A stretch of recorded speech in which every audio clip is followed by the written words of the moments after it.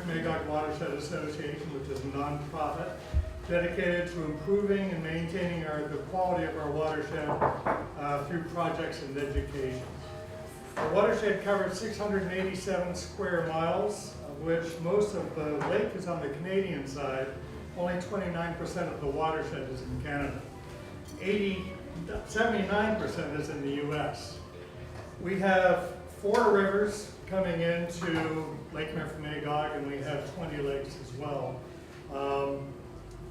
And everything comes into Memphremagog on the southern end, and it all flows north. And then it goes beyond down the rivers up north. We're very happy and fortunate to have members of Memphremagog Conservation here. They are our Canadian counterpart, and it's really important that there be collaboration between us both, as well as communication. We can learn a lot from each other and be stronger for it. Thank you for coming. Before I introduce our speaker, I'd like to introduce you to MWA. Without them, we'd be dead in the water. It is with them that they make what MWA is today. So when I call out your name, if you just please stand or raise your hand, I'm going to point the fingers at you guys instead of being all up at me. Mary Pat Goulding, who's our past president, the secretary, current secretary. Marnie McKenzie, who's our vice president. Jennifer Hopkins is our treasurer. And then we have board members, some of which are not here, but Brian Dickinson, Farley Brown, who will be our moderator tonight, Karen Ruby, and Beth Torpy, and Michael Crota. And we've recently hired a new admin specialist, Kendall Lambert. And then we have Patrick Hurley, who's our project manager, Gabby Giovanni, who's our project coordinator, and Emily Sims, our project coordinator as well.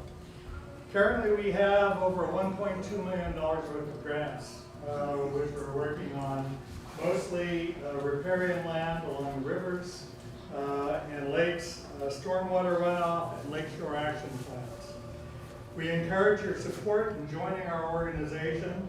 Without the membership fees and donations that we get, we wouldn't be able to survive, and we wouldn't be able to do what we're able to do. So I really encourage that.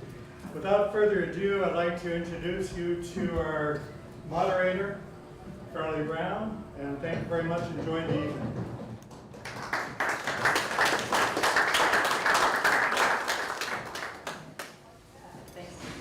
Good evening. My name is Farley Brown. I'm a professor over at Sterling College in the far reaches at the other end of the Memphremagog watershed, the headwaters of Black River in Craftsbury Common. I teach everything at Sterling, not everything, but I teach quite a few courses in watershed analysis, wildlife conservation, and actually I'm really thrilled to say that in a month I'll be following the Hudson River watershed from the headwaters on Mount Marcy down to Brooklyn, New York. And I have 3 of my students who will be on the journey today, or in a month. So thanks for coming. Cyanobacteria has been a real issue that we've all been grappling with for several years now, for quite some time. And just I think we need to recognize that cyanobacteria is actually not a brand new issue. It's an issue that's been around and documented even in the 50s and the 60s, and even in the 70s, where we really didn't have regulatory oversight on wastewater or sewage plants.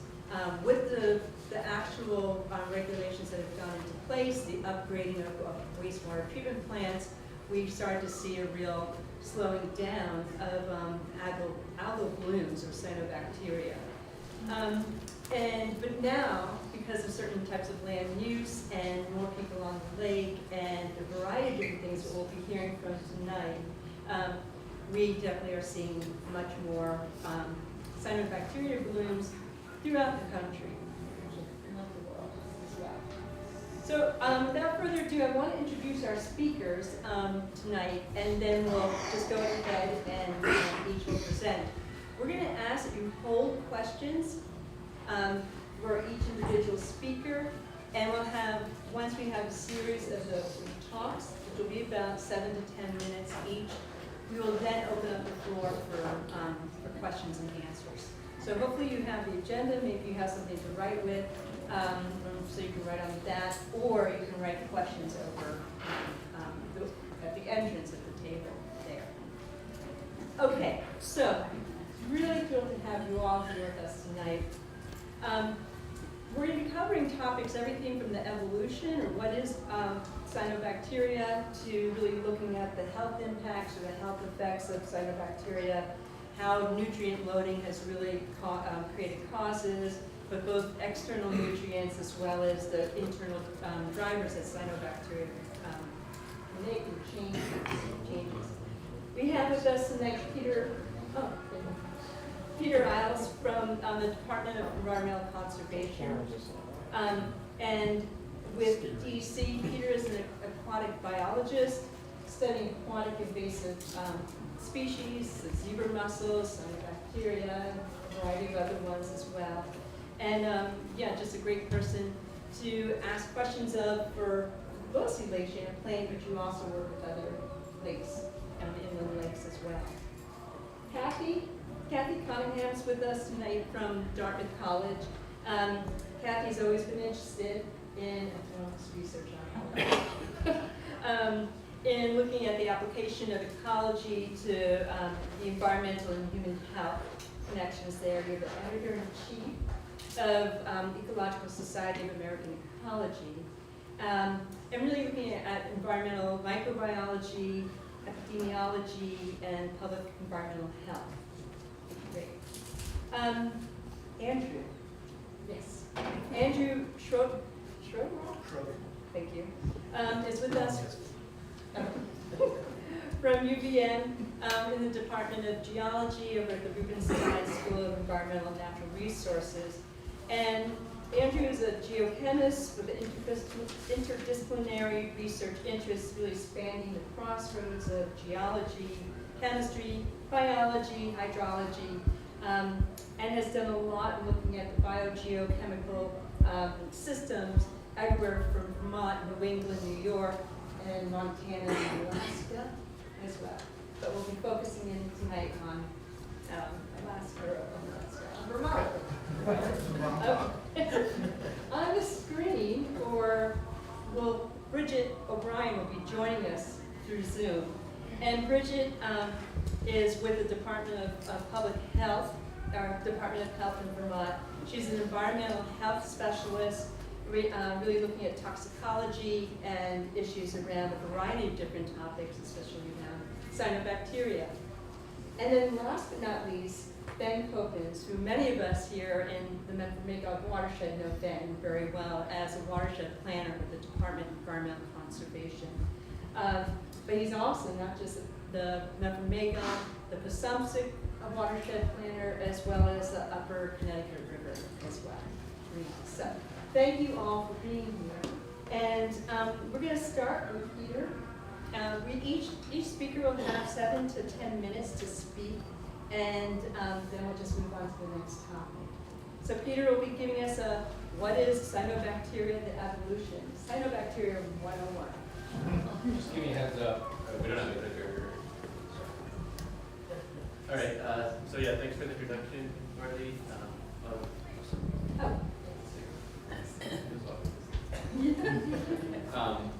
So as she said, my name is Peter Isles.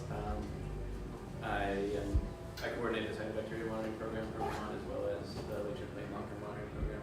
I do not do aquatic invasive species. No, not that one. Just so you guys. I do not do aquatic invasive species. If you have questions about that, ask my colleague Lizzie Gallagher, who's sitting in the audience.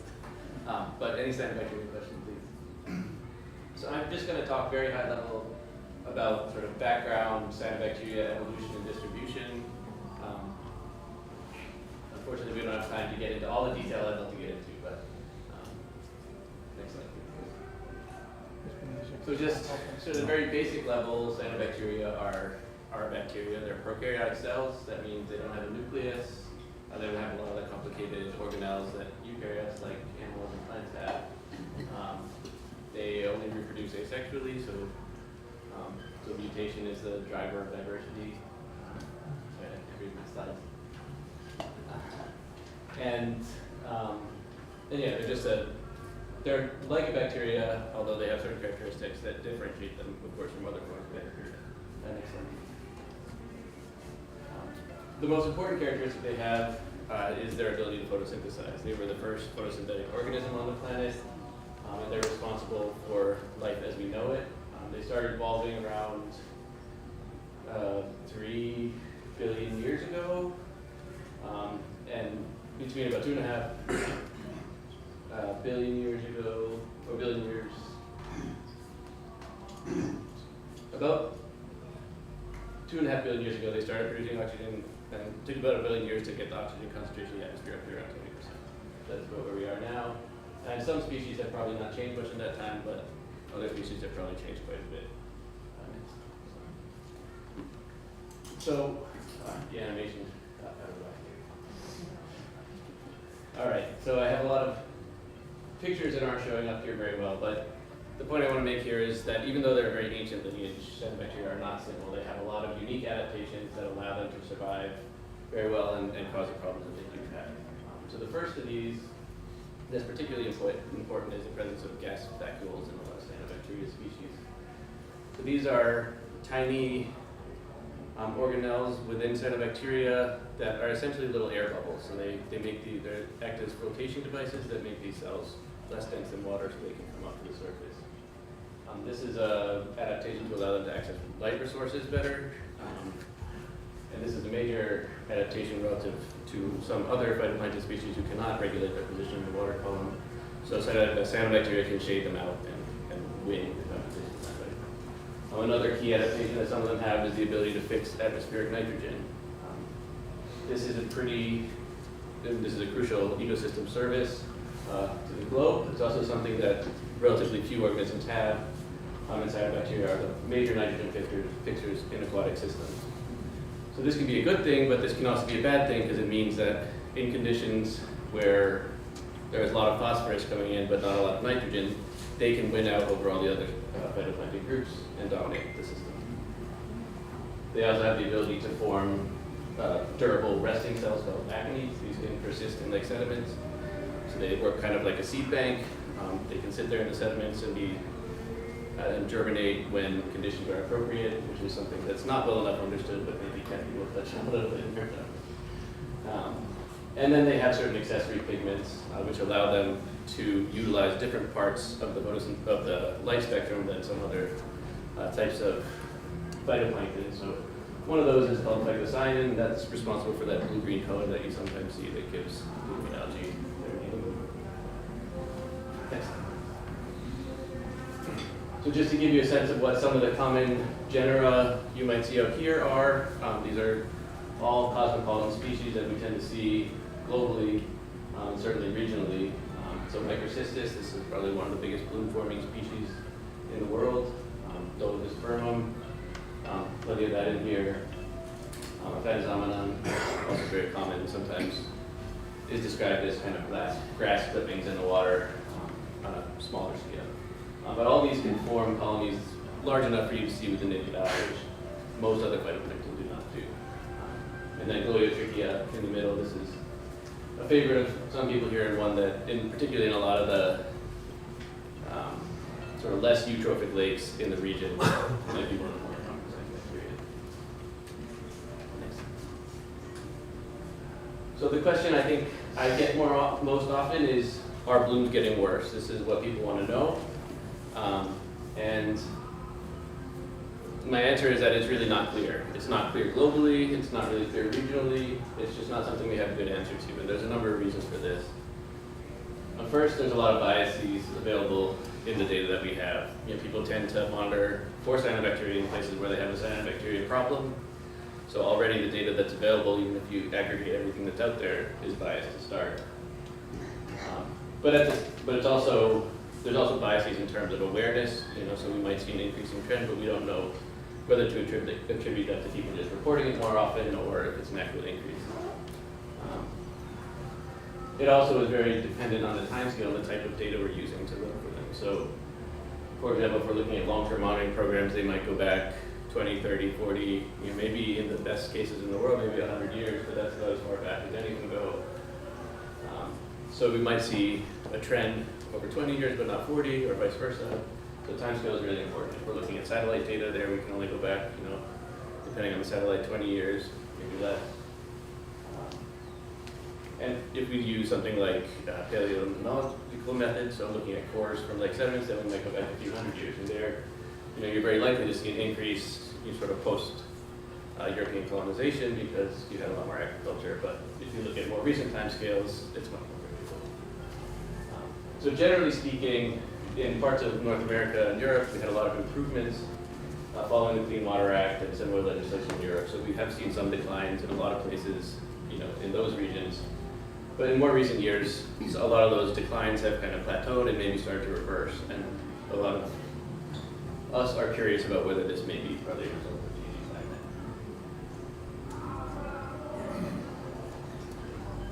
climate. Okay. So here's just sort of two papers that I pulled out, one of which tells us that we're seeing a big increase in algal blooms globally, and one of which tells us that we're seeing mostly declines. So here we're looking at analyses over two different time scales, both pretty broad scale, both very reputable journals and reputable researchers. So this just highlights that it's a hard question to get at, even with the best of intentions and working with a lot of data. But you can get some sense of, on the top plot, the global distribution of where a lot of blooms are observed, so red snails are more blooms. And then on the bottom, we're looking at trends within the United States. Red circles represent increasing bloom magnitude, and the blues represent declining. But again, it's a very time scale dependent. In Vermont, sadly, trends are also not clear. So on the map on your left, you're looking at just where we've had blooms reported at Vermont lakes. This is not trends, this is just occurrence. So you can see that most of our reports come from Champlain. That's where our monitoring program started, and a lot of the funding comes from the basin program. So the big amount of points there doesn't mean necessarily that that's where all the blooms are. So there's one bias. But we can see that they do show up throughout the state on a lot of water bodies and probably the ones that are represented here. On the right, there's just one way to start to look at trends from the data we do have. This is just from the visual reports submitted by our volunteer monitors, some of whom are in this room. And basically what you're looking at here is the percentage of routine reports that our volunteers go out every week at the same time and make a report, whether it's clear or whether it's blooming. So the bigger proportion of those in a red or yellow, which would be a low or a high level bloom condition, the worse the bloom is. But the main takeaway is that generally speaking, we do not see any statistically significant trends in these data, but they are inherently pretty. I think that's my last slide.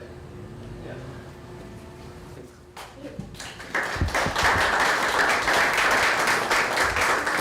Before we go on, I'm sorry about the animations. Are there any more animations? We could pull up the Google slide version. I have animations, but they're not critical, so we'll see what happens. They're not. Sorry about that. I should have walked through it myself. Okay, great. So Kathy's going to join us talking about cyanobacteria response to external nutrients, but are also internal drivers of change. Excellent. So thanks for coming to listen. So this is kind of my punchline, that we have this sense that cyanobacteria are responding to external changes like land use and climate change, but especially in systems where they don't yet have a toehold, when they're starting to get going, they're also internal drivers of change themselves, and they can make things worse. So that's the punchline. If you need to check out for 7 minutes, go for it. That's just where we're going. All right, if I could have the next slide, please. So Peter already alluded to this, but so actually, can we go back for one more second? Sorry. Okay. So I should say, I've been working on Lake Sunapee in New Hampshire, which is down 91 and then over on 89 towards Boston, for almost 20 years. We started in 2005. So the first big blooms on Sunapee, which is this incredibly clear water lake traditionally, in the modern era were noted in 2004, and we started sampling in 2005. And so the species that we started studying is the Gliotrichia that Peter referred to. But in the course of that 20 years, the community has diversified, and we now have all of your genera that are a problem, right? So in the 20 years we've been studying Cyanobacteria, we've seen cyanobacteria come in and get a tumult and start to do things. So my context here isn't in the more eutrophic systems, but it's in watching what happens as they get going and what the effects they have. Now we'll change. Thank you. Is that too far? That's too far. So Peter alluded to this, that one of the ways that we can find out about cyanobacteria in lakes is to do paleolimnology. By going on a frozen lake, you go out and you drill through and take a core. And depending on how fast the sedimentation happens, you can get cores going back a really long time. The oldest cores I'm going to show you are actually back to 1600. So you can actually reconstruct, and in a really deep, a protected system, you can actually go back to the last ice age. So all sorts of cool science can happen there.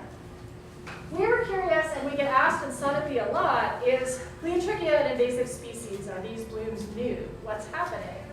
So in our grant that we had, actually courtesy of the stock market crash in 2005 and the housing boom, we got money to look at paleo systems across from Lake Sunapee over into Maine. So we took cores from 7 lakes, and we looked at the fact that, change the slide, please. So Pleotrichia is one of these guys you can see with the naked eye. So this is a zooplankton cup, and maybe you can't see from the back, but there's all these little green balls. Those green balls, when they die and sink to the mud, they actually stay in the form that you can see them in. So these are aconite packages. So there's hundreds of little seeds, future cyanobacteria, packed into what used to be a colony. You can see those back hundreds of years in the sediments. So we took these cores and we sliced cookies at centimeter scales, which represent different amounts of time depending on the lake. We dated them, and what this graph is how many Pleotrichia colonies there are in the 7 lakes that we cored as a function of time. So as paleoecology, they sometimes turn graphs the other way, but this is the intuitive way of looking at it. We're starting in 1600, just before European colonization, going through the whole period of European colonization through about 2000 is the last resolved date in these cores. And so basically the greener the graph is, the more Pleotrichia there were in the sediments at that approximate time period. But what we see is that in some of the lakes, so I'm going to single out Lake Auburn here. Lake Auburn is the drinking water source for Lewiston, Auburn, Maine, the 3rd biggest city in New Hampshire, or in Vermont. Is that? No. Right. Third time's a charm. Right, and you can see that at the time of maximum European colonization, agriculture, there were more Pleotrichia than we see at the present time. And in fact, as the systems reforested, Pleotrichia dropped out. And it's only in the recent times, as the systems have become more opened up again with development, that we're seeing more Pleotrichia. So we see this at Auburn. We see it in Middle Rang. We see it in Sunapee. And we also see it in some other systems. So that is the super eutrophic. Pleotrichia has never been a player there because it's been outcompeted by the other players. So paleo data give us the chance to see that Pleotrichia is not new. And in at least some of these systems, it was way more common before than it is now. And the reason for that is land use. So if you could go ahead and advance again. Right, so Lake Sunapee is a system I study, so it's easier for me to get pictures from this. So this is Lake Sunapee right around the turn from the 1800s to the 1900s. What's now this beautiful forested watershed was almost completely open and grazed by sheep and goats, and heavily impacted. So that's one of the sites near downtown, downtown Sunapee now. Next slide, please. And just to see it from other angles, you see these incredibly open landscapes. There were boats. People would come up on the train from Boston and then take boats to various places on the lake. So heavy human impact. And then the Fells is a site which is preserved as a historical archive. You can see the animals in the old photos there. All right, so this gives us evidence that land use matters. Lake Sunapee now is a forested watershed that's being developed. And we're seeing cyanobacterial blooms now, which implicates land use. And when we compare across a lot of different lakes, land use is definitely a major player. So if we can advance again, thank you. Right, and so my favorite exemplar systems for land use and land cover mattering to productivity, Lake Sunapee is this beautiful lake. It's still pretty clear water. Lake Mendota is where I did my graduate work in Madison, Wisconsin. If we advance the slides, if we look at the watersheds of these two systems, they're completely different. Right, Sunapee is almost completely forested in our Google Maps. Mendota is an agricultural sea up in the north and west, and then you have the city and the suburbs along the southern and eastern shores. Right, there's a lot of other things that are different, but land use matters here, and it's why Mendota's always had cyanobacterial blooms. You can see those blooms from space in the Google image, much of the year, right? So land use and land cover matter. That's like, that's okay. Right, and so what we're seeing in a lot of the lakes in New Hampshire and Maine that I study, including Symposium, is that as that forested land is giving way to more developed land and more year-round dwellings instead of seasonal cottages, that development has a lot of impacts.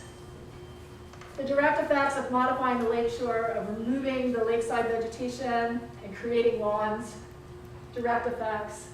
We modify nearshore habitat, we remove the logs that are in the way of our boat launches and our swimming beaches. We stick down sand so we don't get our feet all mucky, right? We direct effects. And then we also have indirect effects, right? The impervious surface in our watersheds is allowing that water to run off directly into lakes without sticking to stuff along the way. And then we have the fertilizer inputs of lawn care and then leaky septic systems. I would say especially New Hampshire where we don't have great regulations on checking on those as like a real take. Right, so this development is having impacts. And then climate change comes in and exacerbates those impacts, right? You in Vermont have felt this way worse than we have in New Hampshire. But the extreme floods in 2023, we got a whole year's worth of rain in July, and you got even more than that if I remember correctly. Right? So the impervious surfaces, the erosion that's happening, the stream flow bringing in that external loading, and then the direct effects of the pollution when boathouses and lakeside dwellings flood are not to be underestimated, right? So it's this combination of our development and climate change that we really think are driving the increases in blooms in Symposium and systems like it. All right, just a few more slides. All right, so I've been focusing on external sources and their effects on cyano, but it's also important to think about recycling. Once the phosphorus gets there, because they're nitrogen fixers, they can access nitrogen on their own. So it's really what's happening to that P. So Andrew will go next and tell you about the geochemical mechanisms for recycling that P. But one of the things I've done is focus on the biological mechanisms of recycling that P. Next slide. Oh, well, and the hide isn't fine. That's what Andrew's going to tell you about, so we'll just skip right on by. That's okay. Right, and so cyanobacteria, Peter mentioned, and I showed you in the paleo data, that these colonies sink out and they contain actinides. They overwinter for years, maybe decades.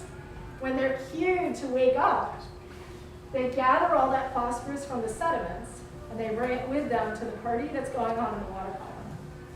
And in Symposium, we estimate that the phosphorus loading by gliotrichia is similar to having an extra stream in the lake during the summer. And this happens, there's lakes in China where they've measured it, and there's lakes in Washington. And cyanobacteria can be a significant source of nutrients when they leave the sediments and go into the water column.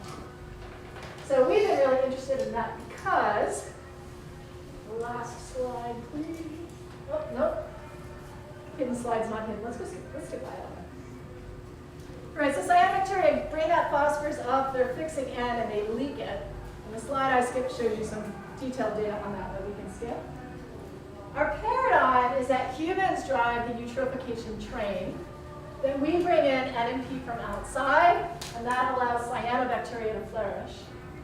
But as we're getting going in systems like Symposium that started clear, they join us in the driver's seat. They bring their own phosphorus from the mud, they fix N, and that allows a whole suite of things to flourish, including other cyanobacteria. So this is one of the things that I'm particularly interested in, is this toehold and positive feedbacks. But that sets up Andrew and positive feedbacks in biogeochemical cycling.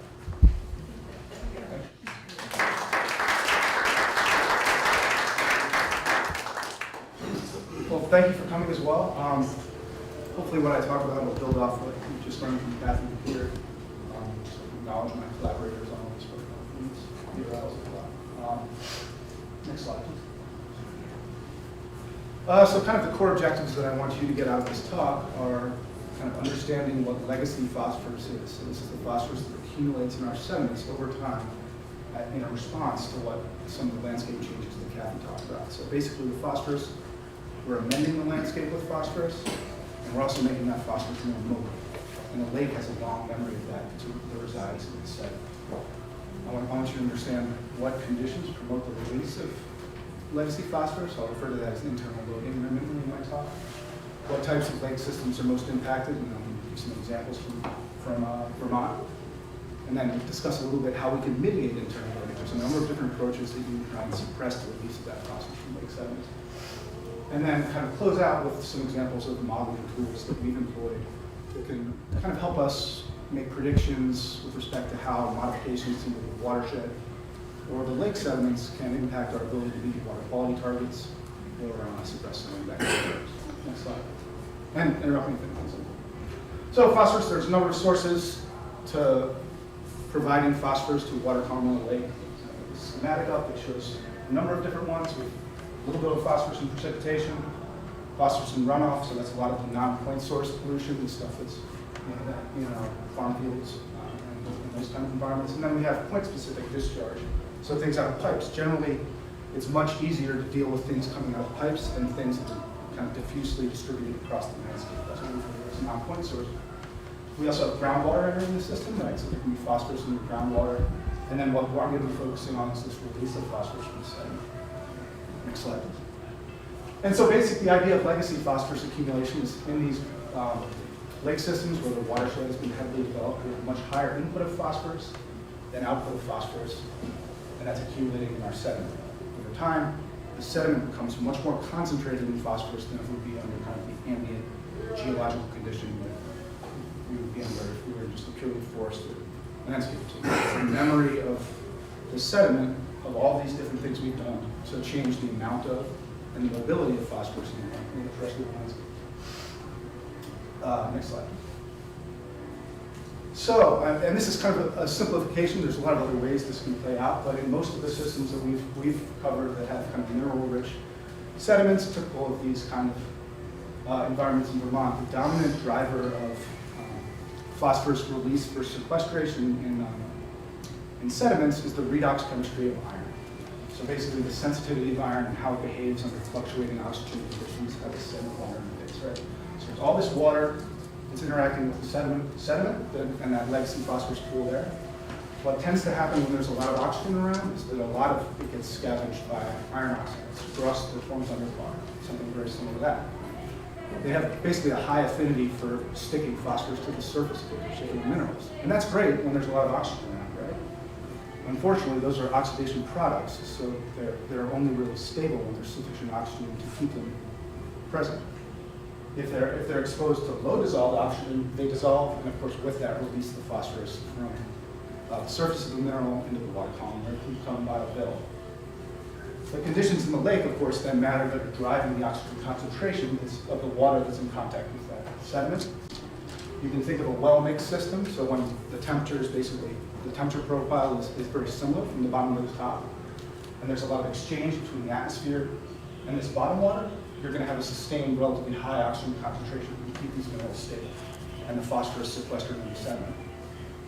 Conversely, if it's calm and hot, or actually under ice, you get this thermal stratification setting up, right? Where this bottom water is essentially detached from this oxygen source.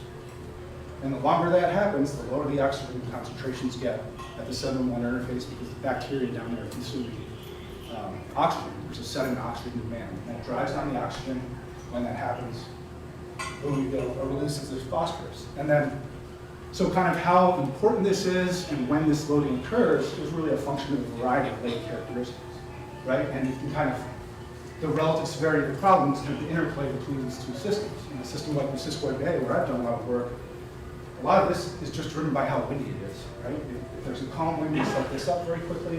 If it's windy, the system mixes very easily. It's very shallow. You're talking about like 3 or 4 meters. Conversely, maybe in a system like this, where you're having like a spring and fall turnover, you'll have winter and summer looking like this, and then spring and fall looking more like this. So there's a period, a sustained period of internal loading, and then it mixes. Whereas Missisquoi Bay, it's more like stratified, pulsed phosphorus, stratified, pulsed phosphorus, so much more dynamic. And this, like, if you look across the globe, there's a variety of kind of characteristics that control which one of these, kind of how this plays out over the course of the season. And that's, things like the surface area, the depth, its interaction with its watershed, and then also just the kind of weather that it's exposed to. Next slide. That was supposed to be hidden. This is, I'm not going to get into this, but this is just some experiments we did with sediment board to demonstrate that iron is controlling the behavior of phosphorus in both kinds of systems. Next slide. And this is actually a plot from Peter Al's dissertation from back in, I think it's the first chapter of yours. And this is a nice example of what this looks like in data, right? So what you're looking at here is the concentration of phosphorus in the water from Siskiyou Bay on your y-axis, month on your x-axis. The red plot is 2012. The other plots are a series of other years from the program that Pete now runs, actually, the Vermont's long-term monitoring program. And what we're highlighting here is 2012 was kind of a neat year. We had a very dry summer. So this is the cumulative discharge of the Siskiyou River. When this is flat, there's almost no, you're very low flow conditions for the input of riverine water, essentially kind of turning off the spigot of phosphorus that's coming from the river. And what you see here is actually the highest concentrations of phosphorus in the summer in that entire time series are occurring when the river's essentially shut off. And so that's a signal of just how important internal loading can be. And I think the other thing in some of these systems, why it's particularly important, is because it's often the dominant source of phosphorus when the water is most primed for cyanobacteria growth, these warmer conditions. Next slide. So what can we do about it, right? So we'll go back to this schematic. Basically what we want to figure out, what we can do is to disrupt this interaction somehow. So there's a couple of different ways you can do it. One of which is you can try and keep everything in this mixed state, right? Oxygen, keep the sediment water interface consistently oxygenated. That's what they tried to do with carmine. So that the phosphorus just stays on those iron oxides, gets buried, and you don't have that release during the summer months. You can dredge it, right? If you know that the deeper stuff before this memory of land use change is cleaner, get rid of the stuff, and hopefully the problems go away. That's very expensive, very hard to permit, and rarely done in this kind of at the scale of these kind of systems. And then the other thing you can do, and this is much more common, at least in Vermont, is try and get the phosphorus off the roughs and onto something that doesn't respond to this condition.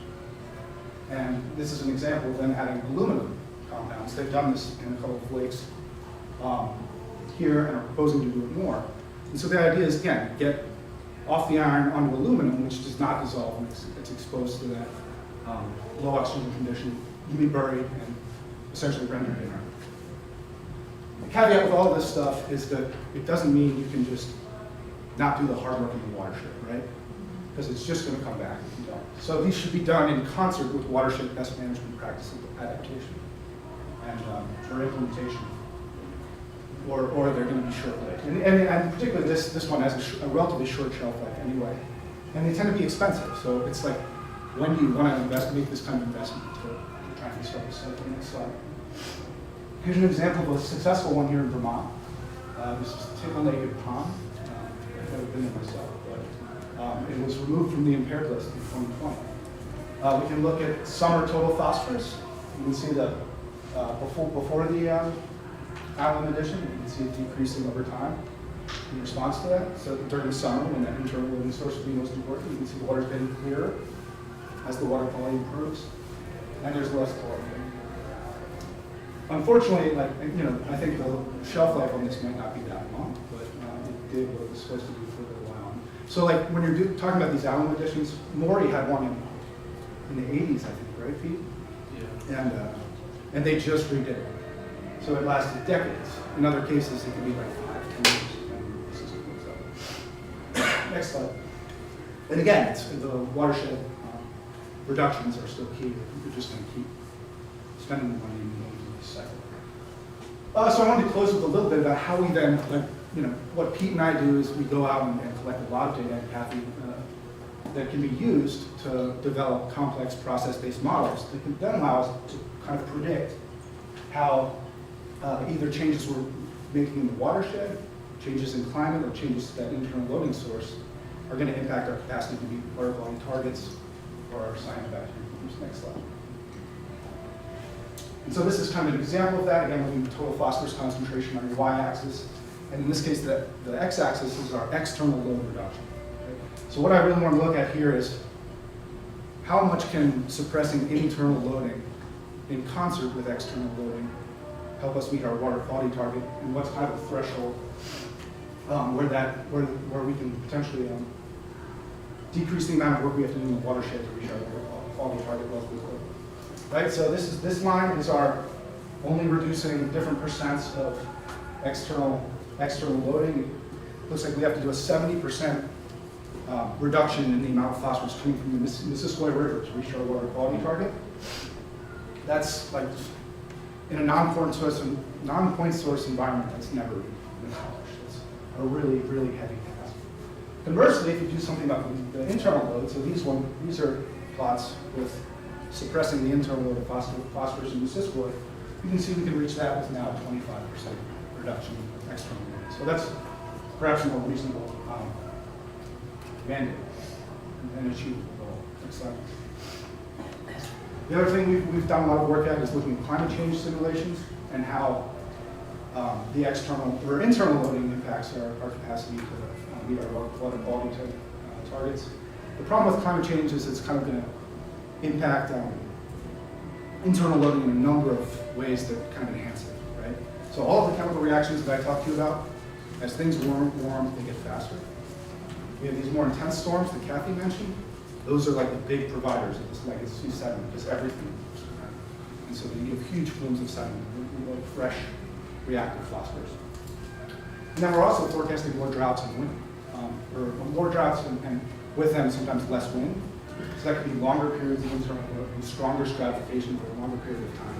So it's kind of a perfect storm to enhance the problem and make it challenging even with our watershed management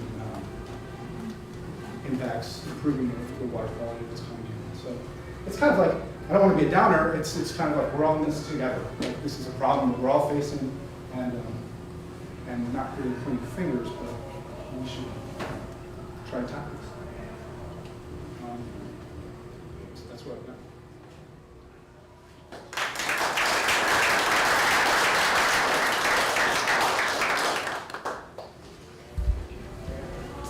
Hey there, this is Linda. Can you hear me? Yes. And when did you say yes? Yes. Yes. You can hear me great. All right. And Farley, will you be able to run the slides for me? Patrick is taking care of it. Okay, great. That sounds perfect. All right, so I will go ahead and get started. I don't think you can see me, but if you can, I can turn my camera on. Working on it. Go ahead. Sorry, what was that? We can see you now if you turn your camera on. Okay.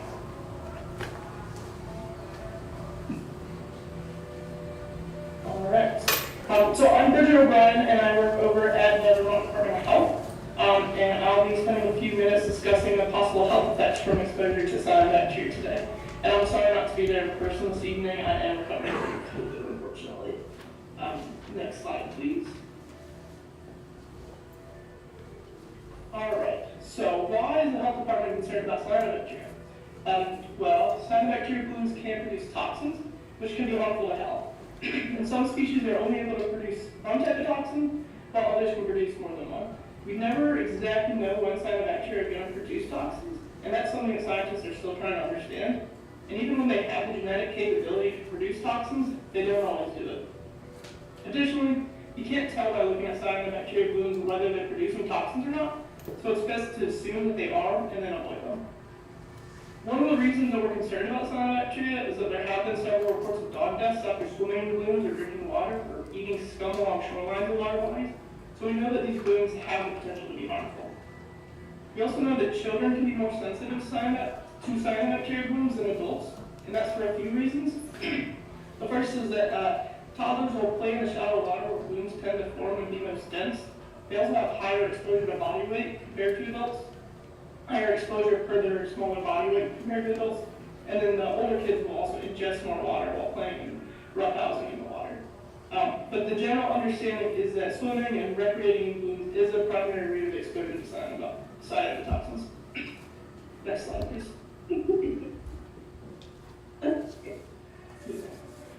So in some locations throughout the world, cyanobacteria cyanobacteria blooms have made people very sick. Over here on the left side is a clip of a news story where in 2016, over 100 people reported effects to Utah's Poison Control Center with symptoms like vomiting, diarrhea, headaches, and rashes from cyanobacteria exposure. And then this little clip on the right is from a case report from 2017 in Uruguay, where a 21-month-old child went into liver failure after she and her family were swimming in the lagoon. She wound up getting a liver transplant, and thankfully she did survive. But I do want to point out the levels of microcystin there were much higher than we see here in Vermont. But these types of situations are the reason that we take cyanobacteria blooms seriously and want people to avoid recreating them. Next slide, please. So this graph comes from a CDC report on cat surveillance, and it shows, if you look on the left side of things, it shows that about 34% of cases of cyanobacteria-related illness that were reported in 2021 occurred in kids 11 years old and younger. Next slide, please. And then from this same CDC report, the top signs and symptoms of cyanobacteria illness reported in 2021 were diarrhea, vomiting, nausea, and rashes. Next slide, please.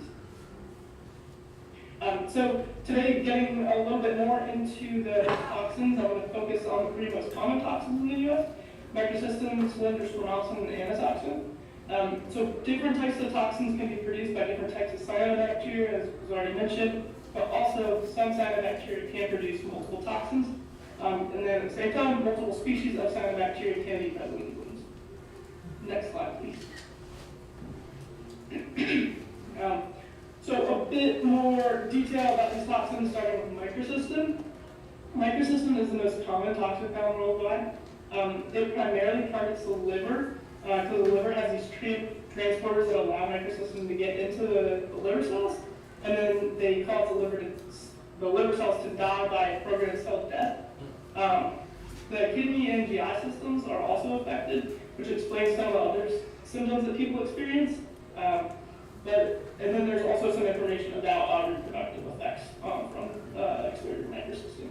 But overall, the primary concern is liver toxicity. Next slide, please. So cylindrospermopsin is another toxin, and it's not as well studied as microcystin. It isn't found as frequently as microcystin, but it also targets the liver and kidney. So it does have some overlapping health effects with microcystin, though less is known about the mode of action of the cylindrospermopsin's toxicity. It is thought that cylindrospermopsin often do not reach the high concentrations that are observed of microcystins, and that's because the main species of cyanobacteria that produce cylindrospermopsin rarely form those massive scums that microcystis blooms do. And then globally, there also tends to be less frequent occurrence of cylindrospermopsin producing cyanobacteria in surface water. Next slide, please. So this last toxin that we're going to discuss here is a little bit of a different type of toxin than the first two that target the liver. So antitoxin targets the nervous system, and when it was first found, it was called very fast death factor. And the reason it is so toxic is because it's a very strong cholinergic agonist. So it binds really tightly to the neurotransmitter receptor cells in muscles, and that causes the muscle cells to contract.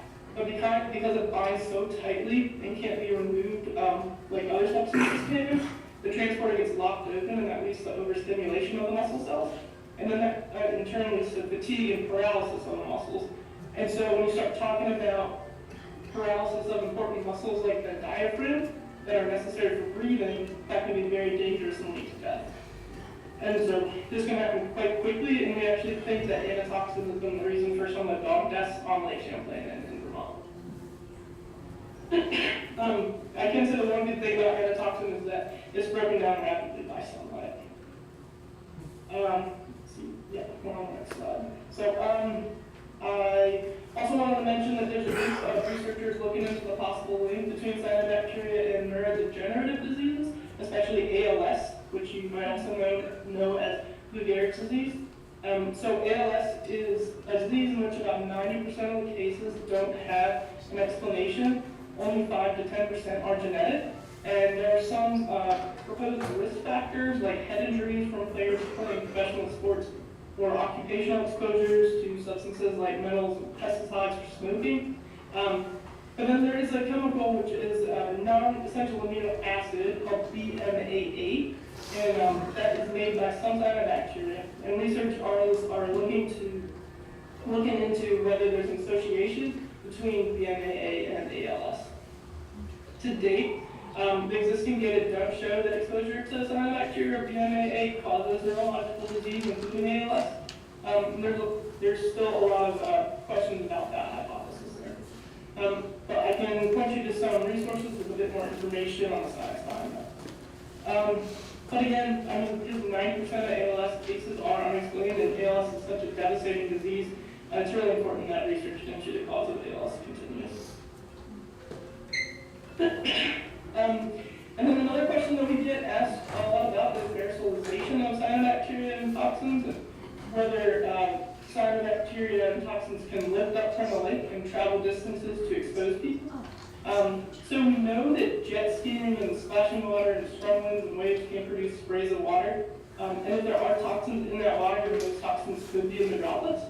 So when people inhale those droplets, the most commonly reported symptoms are irritation to the eyes, nose, and throat. And there are some researchers looking to study how far those droplets can move and whether there's reason to be concerned about that exposure. But so far, we know that the way most people are most likely to get sick from cyanobacteria are being in the bloom, being in the water, recreating in it, and getting that higher level exposure to aerosols and ingestion. So, staying out of the water if there is a bloom is protecting you from the known risks of cyanobacteria. Next slide, please. And then I just wanted to make another point about cyanobacteria exposure. I've been saying that recreational water is the most common route of exposure, but cyanotoxins can get into drinking water. But after 2014, when the Toledo water system that pulls water from Lake Erie had a microsystem and it's treated drinking water, Vermont started offering weekly cyanobacteria testing to the Lake Champlain water suppliers, and then that testing was actually expanded last year to the inland surface water suppliers as well. And while we don't generally see blooms as bad as they do on Lake Erie with high levels of toxins, we wanted to get a sense of what we could be seeing in that water. And so since that monitoring started in 2015, we haven't seen microcystin in the treated drinking water, and we've only had a handful of low detections in the raw water. And then last note I wanted to make about drinking water is for folks on private drinking water, people who pull water from a surface water source should have a treatment trained for cyanotoxins as well as other pathogens. It's really important that untreated surface water not be used for drinking. But cyanotoxins shouldn't be a concern for drill wells that are properly constructed and don't have intrusion from surface water. Next slide, please. I think this is my last one. So at the end of the day, the best way to protect yourself is to learn what cyanobacteria blooms look like and avoid them if you see them. We have a short video on our website to help folks recognize what is and isn't cyanobacteria bloom. If you've seen blooms, we'd love for you to report them to us so that we can work with your town health officer to get signs posted so that other folks know to avoid swimming in that water too. And if you have found that you've been in contact with cyanobacteria, you've been swimming in a bloom, the best thing to do is rinse off the clean water as soon as possible, and then talk to your healthcare provider if you do have symptoms.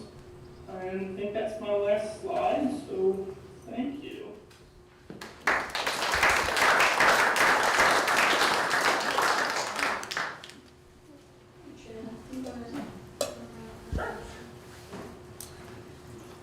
Yeah, so I'm Ben Copans, a watershed planner with the Department of Environmental Conservation, and just going to talk a little bit about some of the management actions we've been doing in the Memphis-Magog watershed to try to reduce the frequency of blooms in Lake Memphis-Magog. And this is a picture here on the left. Thanks, Valerie, for taking that of a cyanobacteria bloom on Lake Memphis-Magog, and a picture on the right here, or Matt, thanks to Patrick Hurley, of one of the great projects, which is one of the examples of the things we're trying to do across this watershed. So phosphorus concentrations in Lake Memphis-Magog are nothing like we see in Missisquoi Bay or Chickalenkid Pond, a couple of other lakes that we've talked about tonight, but they are above the standard that we've set for Lake Memphis-Magog most of the time. So we have 3 different monitoring programs in the lake. One is our lane monitoring program. We've got our lane monitoring in the audience tonight. Thanks for taking all those samples. But all of the dots are individual samples, and the red line here at 14 micrograms per liter is our target, and you can see most of those are above, and the blue line is kind of an average of what we're seeing. So we're pretty consistently above our target concentration, but we're not hugely off of that. But you can also see that we have a fair amount of variability. The bottom graph here is our TMDL monitoring, where we sample from early season all the way into the late fall. And you can see we have much higher numbers there. Oftentimes we're catching early spring runoff events, and you can actually see the mud and turbid water coming in from some of the tributaries, making its way all the way out to the lake. So we do capture some of those higher numbers with those runoff events that are taking place. But big picture is we've got to reduce that phosphorus level to meet our criteria, and I'll leave it to the other folks to explain a little bit that even if you get to that 14 micrograms per liter, it doesn't mean that we're not going to see cyanobacteria blooms. You know, my understanding is the lower the phosphorus, the lower frequency and intensity of blooms that we're likely to see. But it's not like there's a magic number that they're going to shut off. But again, the folks here tonight can explain that more than I can. So now that we know we don't meet our water quality standard in the state of Vermont, we developed a phosphorus budget, or total maximum daily load, that really identifies how much phosphorus we need to reduce across different sources across the watershed. And so we produced this in 2017. In the lake, you know, a little bit less than half of the phosphorus is coming from agricultural runoff, so fields and pastures and barnyard areas. And this chart here shows you the reduction required that we have in the TMDL to meet that target. So we have a pretty high reduction target across those areas. Again, less than the Mississippi Bay, but also a pretty significant challenge to meet those reduction targets. When you look at our roads and developed lands, we estimate that that's a little bit over 20% of the phosphorus loading coming into Lake Memphremagog. And it's a little bit harder to get those phosphorus reductions across that developed landscape. It's more expensive, and there's fewer opportunities, so we have a slightly lower reduction target of 20%. The wastewater treatment facilities are a pretty small piece of the pie, and actually in the TMDL, we reduced the permitted loading, but the actual loading going into the lake is less than 1%, and so it's really not a significant driver of nutrients in the lake. So we also have another category of what we call streams. It's really the sediment that's coming in from our stream systems as our streams are adjusting, so that banks that are falling in, all of that sediment contains a lot of phosphorus with it. A little more than 20% of the phosphorus we're estimating going into the lake is coming from those stream adjustment processes, and we have a target reduction of about 23% for that as part of the TMDL. And then across our forest lands, we have a lot of forest lands. They generate a relatively small amount of phosphorus each acre, but together they add up to a fair amount, and we have a 5% reduction target across those forest lands. So there's not a lot of opportunities across those forest lands to do those reductions. So that's our kind of guide for how we're trying to achieve our phosphorus reductions across the Lake Memphremagog watershed. Go to the next. And so what kind of progress have we made? So in Vermont, we have a pretty extensive tracking and accounting system that really tracks a lot of the clean water projects we put out there on the landscape, and it shows the progress that we're estimating that we've made in terms of phosphorus reductions. And so these numbers are in metric tons per year. And you can see we made some really good progress from 2016 through 2020, particularly in the agricultural sector. So that's the light orange. That's mostly things like cover cropping, conservation tillage, crop rotation that was implemented over that period of time. But then we've seen a little bit of a stabilization across that, and I'll get to that in a little bit. The dark green there you can see is our natural resource restoration projects. We've seen a small increase in that over time, and I think we're really excited. We've got Nathaniel here today, who's our clean water service provider, and the partners in the watershed. We have a new funding source that's really going to start to drive some increases in that natural resource restoration projects across the watershed. So we also see reductions across stormwater that are pretty small. And in the transportation sector, that's the top one. It's kind of hard to see, but that one is actually going up quite a bit as mostly municipalities are implementing what we call our municipal roads general permit and doing road projects. So we're expecting that to start going up again. They're going up pretty rapidly across some of those other sites. So here's how to look at this in terms of our overall progress. So the bar on the left baseline loading condition, and on the right is our target in 2037. So the white is how much we need to reduce the phosphorus loading, and the tracking from 2016 to 2023 kind of shows our incremental progress. And the remaining green area is the additional reductions we need to get. So we've made some progress. We're roughly 14% of the way there towards meeting our TMDR reduction targets, but we have quite a ways to go. So one of the things that's exciting is that we do have a lot more funding coming to the basin. And I think one of the things that we expect is that it takes a while for these projects to get into the ground and for us to then track and account for it. So I think this big bar you see in 2023, you'll start to see some of those reduction numbers tick back up as those projects get to the ground and we're able to track and account for them. And so one of the ways we really focus on implementing projects in the basin or the watershed is what we call our tactical basin plans, where we really look at all of the different sources and we try to identify where and how to best reduce phosphorus loading. So we're kind of unique in this watershed. We have a really extensive monitoring program that's being led right now by the Orleans County Conservation District, where we have over 160 sites that we've sampled around the watershed, and we've kind of colored the upstream watershed in those areas in yellows to red, or where we see elevated nutrients based on that monitoring. So it gives us a really good sense of where a lot of the nutrients are coming from, based on actual data from some of those streams. So it's a really neat way that we're able to target things in this watershed. So on the right here, oh, one more. On the right here is like a bigger picture scale of things where we break out things into some larger watersheds. And this is going back to our tracking and accounting. And so each of these bars represents the reduction that's necessary across our agricultural landscape. In yellow are the reductions that we've already estimated across our fields. And the oranges are the reductions across our production areas of farmsteads. And the remaining reduction we need to achieve is those, the blue area there. So we've identified 4 of these targets of watersheds, a little bit less than half of the watershed, where we really need to focus implementation again to try to get that area that, or the rate of agricultural reductions that's stabilized to start heading back up again. And so we've got a bunch of strategies that we've identified in the tactical basin plan to try to re-energize it and get some of that work happening again in the agricultural sector, and then also across some of the other sectors. So I'm gonna go.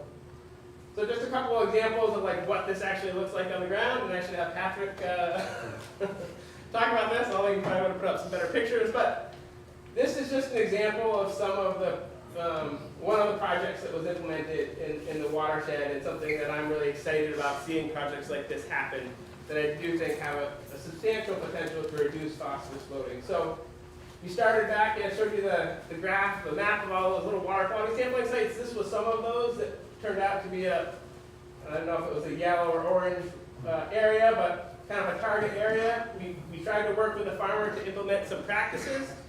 It turned into that he was ready to be done with farming, and so it turned into a farm retirement project.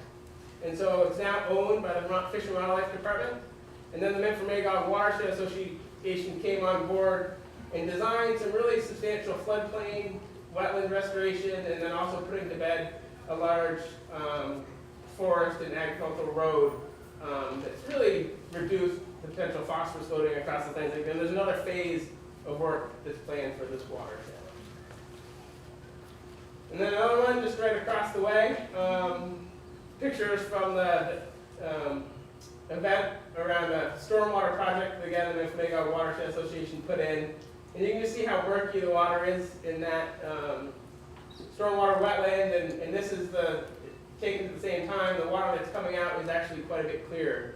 And so I do think this stormwater project is another example of things that we're trying to do out in the landscape to reduce how much phosphorus is getting into it. Yeah.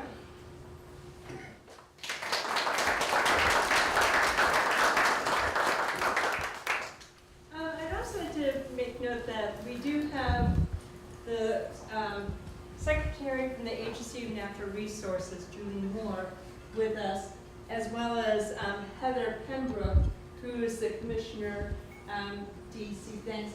And so please feel free to also direct some questions. I don't know if Julie or Heather, if you have any comments that you want to, I don't want to put you on the spot, but if you have any comments that you want to add in at this time, or just wait for questions. I'm happy to wait for questions and just offer my appreciation to the presenters. That was a really incredible set of presentations, and I learned a few new things from you, so thank you. So at this point, we're able to take questions, and so I don't know if any questions are written down at the table. If not, let's just go ahead and We take. have one from Rebecca Ellis online. Oh, thank you. I'm going to yell it so everybody can hear it. Great presentations. How often are toxins found in blooms? Do the monitoring programs sample for toxins at various distances from shore and various distances from blooms? Wondering how far toxins travel and how quickly the toxins break down. For anybody. So I guess I'm happy to take this one. Bridget, you want me to- can you hear me? Is it- yeah, it's on. So the question, for anybody who's online who couldn't hear that, is what's the distribution of toxins like? How does it vary spatially within a bloom or along shore? So historically, we haven't had the capacity to do that much testing to get into that question. We have had some limited toxin testing, and we have tried to respond to big blooms when they occur to the extent possible. But recently, we've gotten some additional funds, so we're really trying to ramp up our toxin testing to get a better sense of exactly those questions, 2% with blooms, kind of along the blooms when they occur this summer, over the next couple of years. Trying to get a better sense of how long those toxins persist when they do occur, and we're also sampling this year for 2 additional toxins. So we're doing microcystins, anatoxins, so then there's spermoxins and saxitoxins this year. So we don't have a great answer to that question, but we are trying to get better handle on it. We have a unique opportunity with so much more funding we have for a couple of years to try to get at least some start to an end to that question. The half-life of microcystin, at least, is relatively long. So we've studied it in, there's these cyanobacteria in Greenland that form like little balls on the bottom of the ponds. And so the toxins disperse quickly, there's not really hot spots, but they do persist in the water column for surprisingly long periods of time in Greenland. The water's colder there, I don't know what things would look like, but I think the estimated half-life is probably 2 weeks. I will say one more thing about Vermont toxins. It's pretty rare that we find them, and when we do find them, they're usually very low, well below the recreational thresholds the state's established. So, in contrast to some other places where toxins are observed frequently at much higher concentrations, even when we have pretty dense-looking blooms, we frequently do not detect toxins. Yeah, and then I'll just add to that we do some QA/QC sampling for clear water, and we have never seen toxins above any recreational thresholds in the clear water. Great. We have a question in the back here. Yes. Yeah, And I'm sorry, I'm going to have to repeat your questions so folks online can hear. First, let me thank the panel for this very informative presentation. My sort of takeaway, this is all for me, is that there's a causal link between phosphorus and blooms, and but other factors may affect blooms. And I wonder if you could talk a little bit more about the loading on phosphorus compared to the other factors like the lake level, whatever other things might cause these blooms. I'm trying to get sort of a broader picture of that. Great. So, yeah, just to reiterate, and this is what I need to do to. Preferably. Thank you. So we're seeing a causal link between phosphorus and blooms. Are there other factors like lake level and toxins are also added to that? Start. I'm sure we could all jump in on this one. And it's unfortunate that Mindy Morales from UVM isn't here because she was going to try to touch a bit on particular climate factors, which I think is one of the big ones. So I think you're right that phosphorus is kind of at the root of a lot of this, and in some places nitrogen as well. Though that's not the dominant limiting nutrient in this region typically, and typically phosphorus is much easier to control, so that's part of why it's targeted. So there are certain climate factors which might exacerbate some of the processes that we've been talking about tonight. So for example, as we get longer, hotter summers, that might mean a longer period of the year when lakes are stratified. So that means a longer period for oxygen to decline in those bottom waters, as Andrew was talking about. So more potential for phosphorus loading, particularly later in the summer.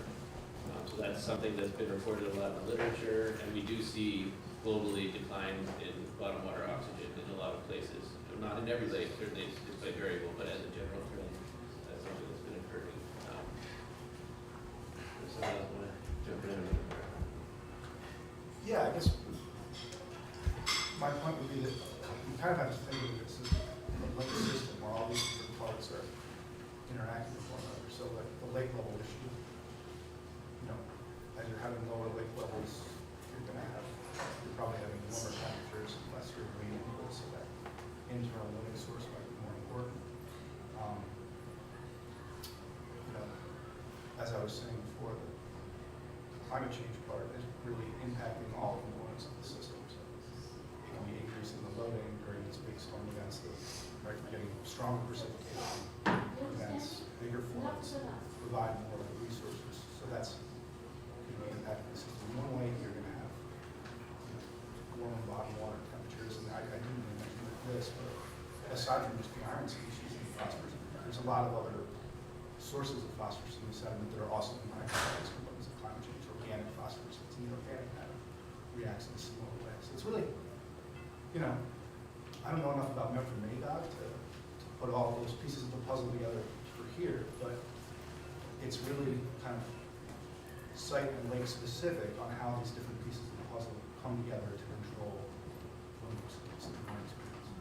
And the other complexity with this is Peter's work in Mississippi Bay. It's not always the same thing controlling the bloom. It can evolve over the course of any given summer and fall. So you might start off in a phosphorus-limited system in the spring and transition to nitrogen-limited or even light-limited as you go to other stages. And that's, again, like how that plays off over any given year or any given season is going to depend on complex combination of factors that control these different variables. I guess a key thing is that what comes off the watersheds is to some extent in our control, right? We can make decisions about that. We are no longer in control of the climate piece, but we do have control over the land use piece, which is why I think the work that you are doing and the lake associations are doing is so important. We need to control the things we can control and do the best we can, because we're not going to control the weather, when it's windy, when it snows, when it rains. But how big are these other things compared to phosphorus? I guess that's part of the question. What's the loading essentially on phosphorus as a causal factor of the bloom? My impression from the literature, and I think this is pretty well accepted, is that nutrient loading is still the most important factor driving bloom. So climate is like a finger on the scale, but nutrient loading is still the most important thing. And then even when we turn off the outside inputs, the stuff you guys study, the internal loading is still there. Yeah. And the loading is often triggered, and then these other components of the system kind of start to regulate how bad it gets, where it is, how it lasts. And to touch on Kathy's point about, we have to control what we can't control, one thing that the climate piece means, is that we might need to set slightly more aggressive targets. So that red line on Ben's plots is going to go down a little bit to account for a higher background load of phosphorus, either coming from more storm events and more external loads because of that, or more internal loading. We are in a lucky place here in Vermont.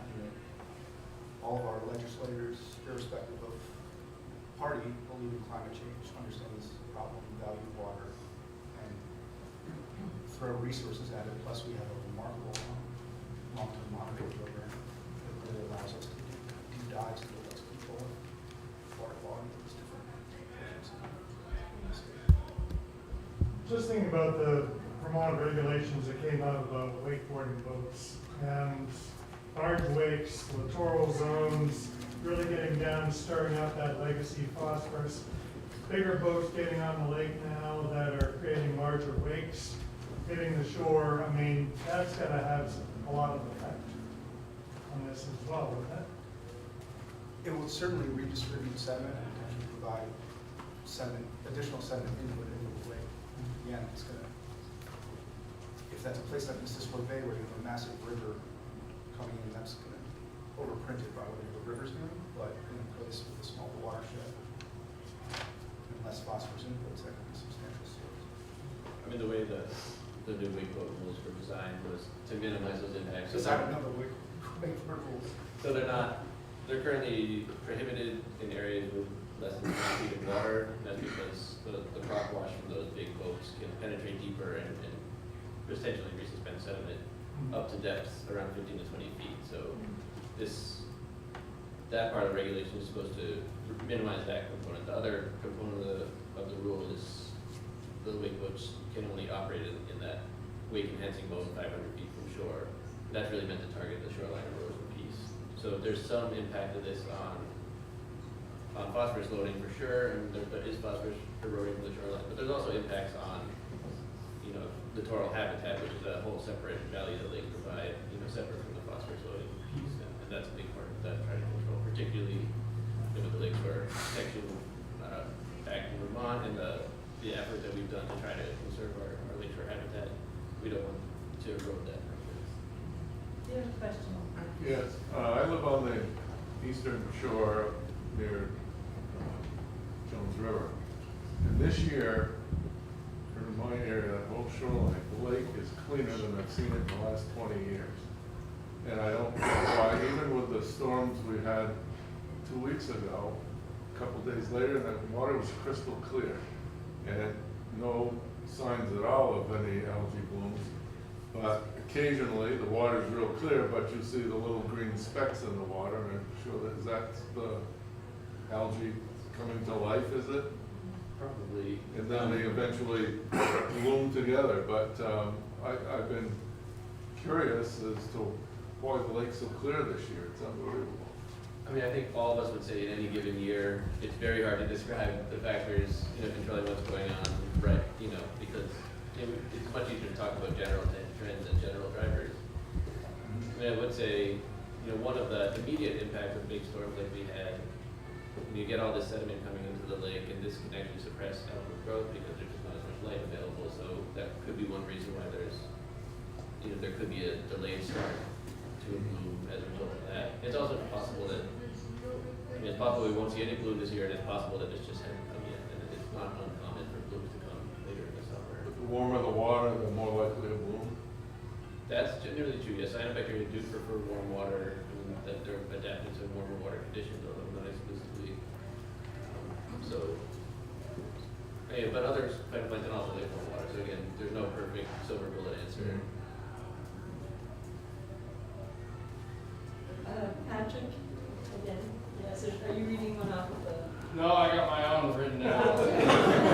Can we hold on you? Sure, yeah. Go ahead, yes. I think I read somewhere that, is it Lake Kearney that is very badly affected, the algae blooms and that there was a mitigation effort over the years or recently, and it made the whole situation worse. I understand that. So, responding to what you were saying before. Yeah, I don't know that I would say it made it worse. It changed the system in an unintended way. So, if you think back to the schematic, there's an aeration effort, so they could have installed a number of diffusers that were supposed to diffuse oxygen or air, in this case, up from the bottom of the sediment continuously over most of the entire season. It was actually really cool. Monitoring the system with sensors, and so we decide when to turn the system on based on how the oxygen is behaving in the water. So we turned the system on way before it got to the threshold where we started to worry about sediment oxygen internal load occurring. Unfortunately, the system was kind of under spec, so it couldn't essentially maintain that state that I was talking about. And so what instead ended up happening was we had very minor thermal stratification that would set up when the wind was down. And that made the water column stable enough that it kind of detached the oxygenated surface water from the sediment water interface, but you warmed the bottom water, right? And so what that meant was the sediment oxygen demand was higher, so you get rapid anoxia over the course of a day.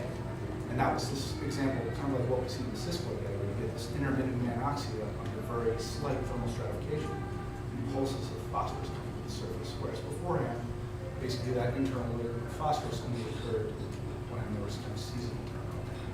So you made it a much more dynamic system because you kind of underpowered the barriers. So it's not like that approach couldn't work, but it just wasn't powerful.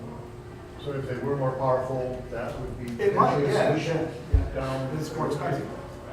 I think where they're tending to go now is they're going to try potentially the other approach, which is the chemical manipulation. So, Just in terms of like Lake Memphremagog itself, you know, we're not, in the Vermont portions of Lake Memphremagog, in the same situation with that level of low dissolved oxygen. So it's more like in the Missisquoi Bay in terms of like we might have periods of time when we have some release of phosphorus, and the net amount of it is much less than what we're seeing in Lake Carmine. So when we did the TMDL for Lake Carmine, you could see the amount of phosphorus coming out of the bottom was a substantial percentage of the phosphorus in that whole water column. Like, it was a big driver. And I think at Lake Memphremagog, when we did the TMDL, we probably should have thought about the internal loading a little bit more.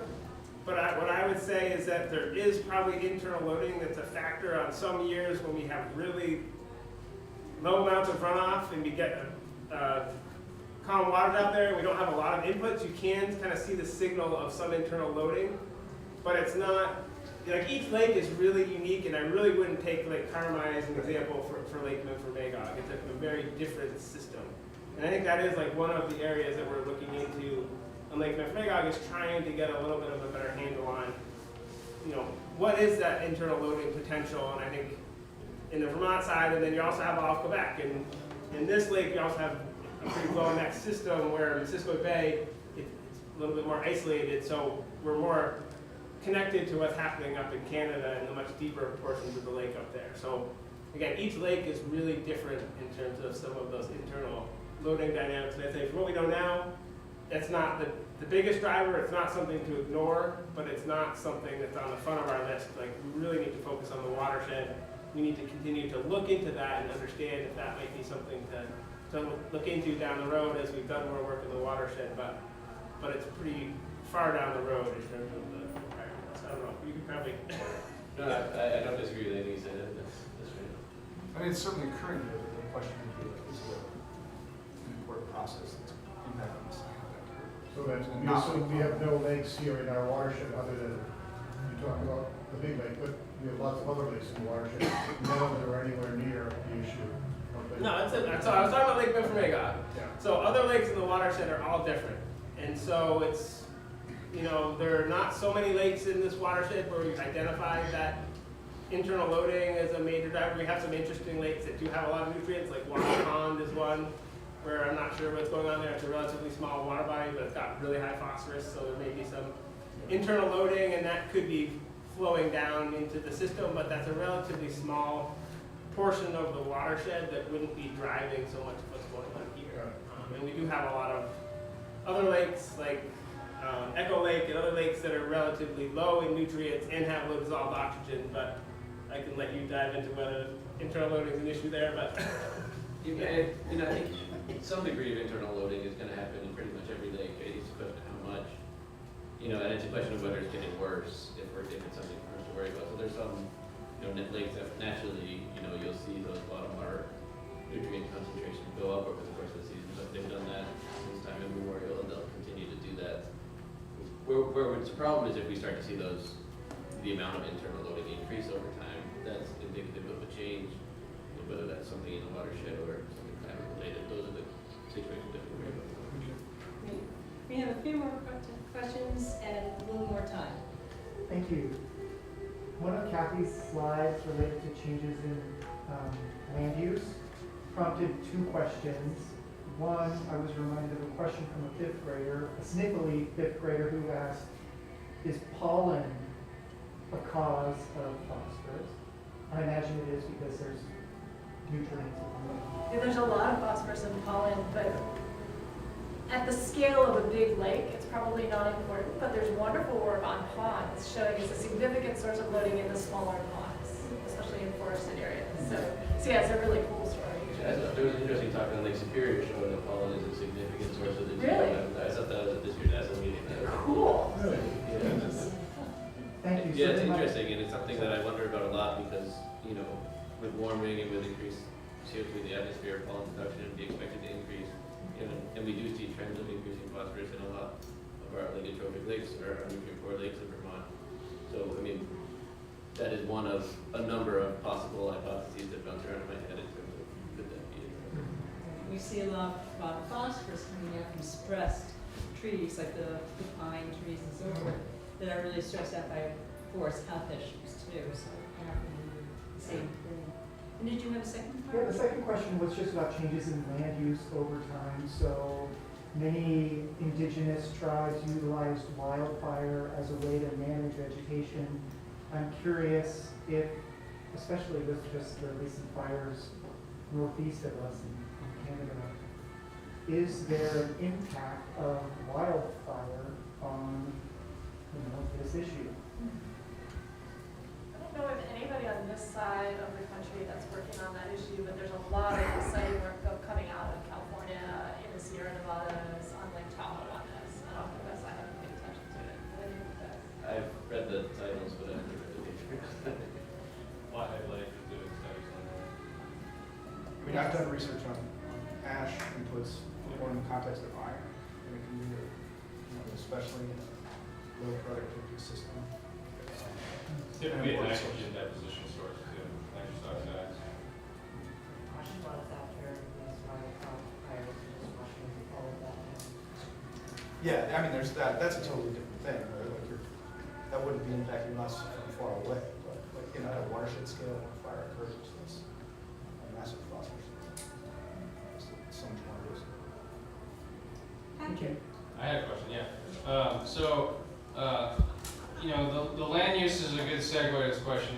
We are rebounding with our forests. There's obviously this massive lag time between land use change and what manifests in the lake. And through all these lake conferences, talks, cyanobacteria discussions, I don't hear much about like the buffering capacity, the carrying capacity of a lake to absorb these impacts. Is there a metric, is there an approach that you can say how much of a beating can this body of water absorb before it starts to reflect that beating at the surface of the lake instead of in the benthic? So is there any way that people can look at a lake like Memphremagog, which has an industrial past, which has an agricultural and forest clearing past, and say, we've just hit that threshold and this is the reality that we now have to try to mitigate? Is there any sort of kind of metric or model or approach that kind of considers that? I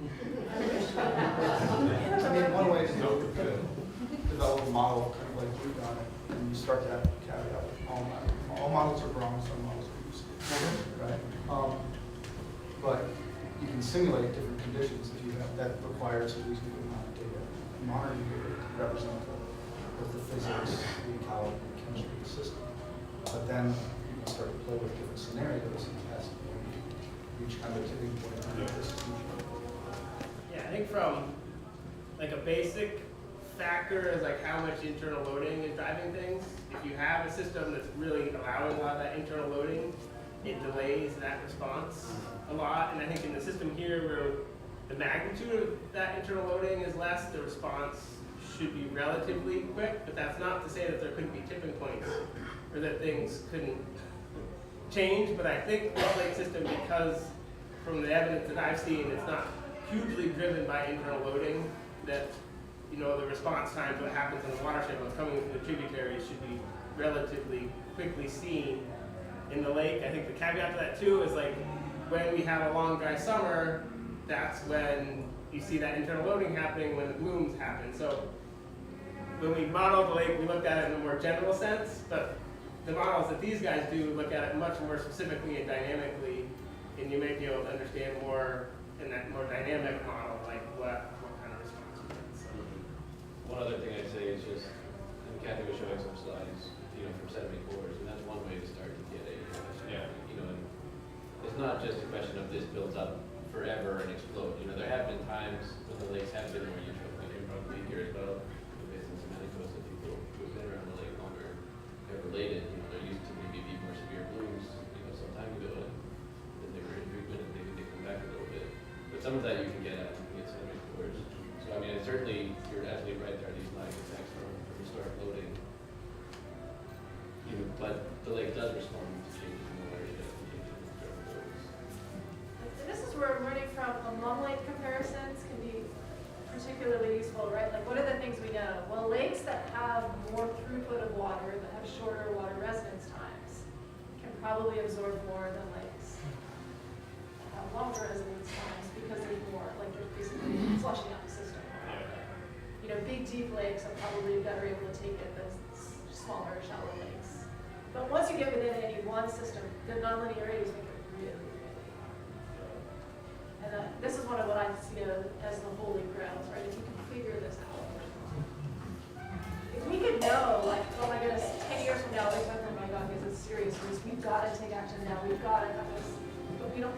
I mean, models can tell us some things. And we can do stochastic models with different weather, but we'll never know. But there's also kind of the two scales of legacy phosphorus. So we have legacy phosphorus on a landscape and legacy phosphorus on a lake. So we have, even if we improved our watershed management practices today, there'd be a lot of phosphorus coming off the landscape still, and then it's still been coming out of sediment too. So we should certainly expect a lag, but Yeah, I think that watershed lag is probably a bigger challenge to deal with, and then also our stream systems that have been knocked out of whack and take a long time to restore the natural system. So I think that's where, even if we just let everything go in this watershed, it's going to take a while for some of those things to work through across the watershed. Great. And on that note, I want to thank you all for being here, the speakers. You guys have done a wonderful job. And it is a little bit after 8, so I think we should stop here. I do want to remind folks that we are being filmed, and that you can find this presentation, Symposium, actually online at the NWA website and on YouTube as well. And again, thank you to Secretary Moore and Commissioner Heather Pembroke as well, and all of you guys. I'm sure you will stay around for a little bit to answer more questions. Thank you.